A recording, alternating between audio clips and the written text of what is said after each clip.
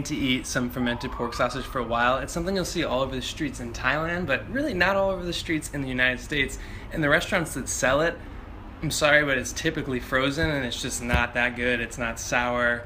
So I'm gonna start the process now. I have some pork belly here that I'll hand mince because, you know, what fun is it if you just use a meat grinder? I love hand mincing. Combine it with a little bit of cooked rice, garlic, and salt, and then I'll case it and hang it and ferment it for a few days.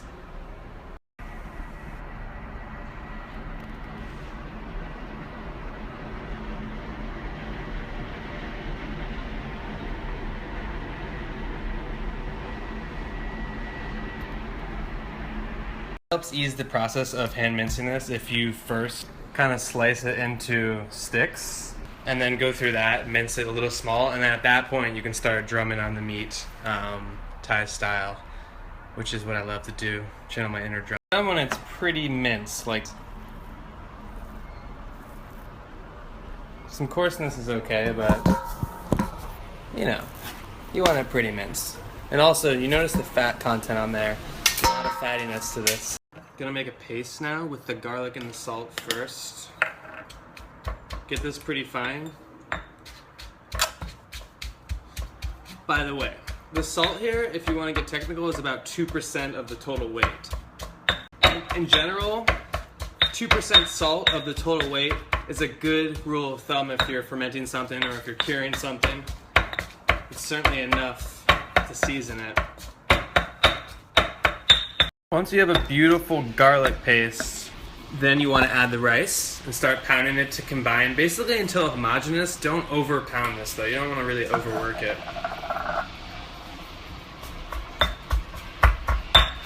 So you want to get some natural hog casing, have it soaking in water, have your mixture ready, and then have some kind of sausage stuffer.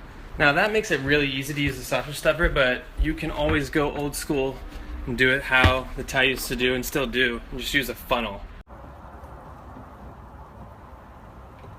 And how you form it is really up to you. I've seen longer lengths, I've seen small little circles. I love the circles. However, I'm just kind of going for in between. It doesn't matter too much to me right now. Then you're just gonna let it hang here for a few days. Room temperature is around 70 degrees here, so it might be 3 or 4 days, but it really depends. You have to taste and see. You can also do this outside, but you obviously have to have the right temperature. You let it go, the more sour it's going to be, obviously without letting it rot, but essentially you are rotting the meat right now with fermenting.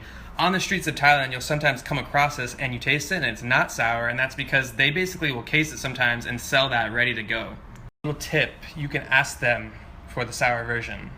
Usually, if you're a Farang like me, foreigner, they're going to assume you don't want the sour version, but I'm all for the sour version. All of my friends love the sour version. That's just what it's about. You want this to be sour. When you case sausage in a stuffer like I have, you always end up with a little bit left, so you better make yourself a little Sai Krok burger. This obviously isn't going to be fermented, but just let that cook down. Enjoy a little bite really quick. Oh my god, look at this gloriousness. The rice. Some of the rice is like burnt, almost like a Korean naranji. It's like, it's amazing. This is going to be delicious. Talk about a little burger. Anyone with self-respect would do when you got the Sai Krok burger is you got to eat it with some chili, some ginger, some garlic. So take a nice bite first.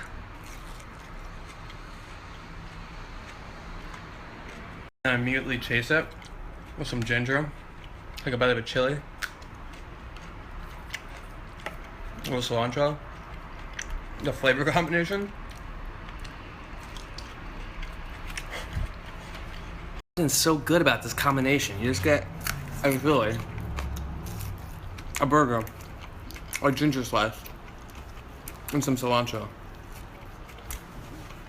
Explosive. By the way, really pleased with how this tastes. Once it becomes sour after fermenting, it's gonna be amazing.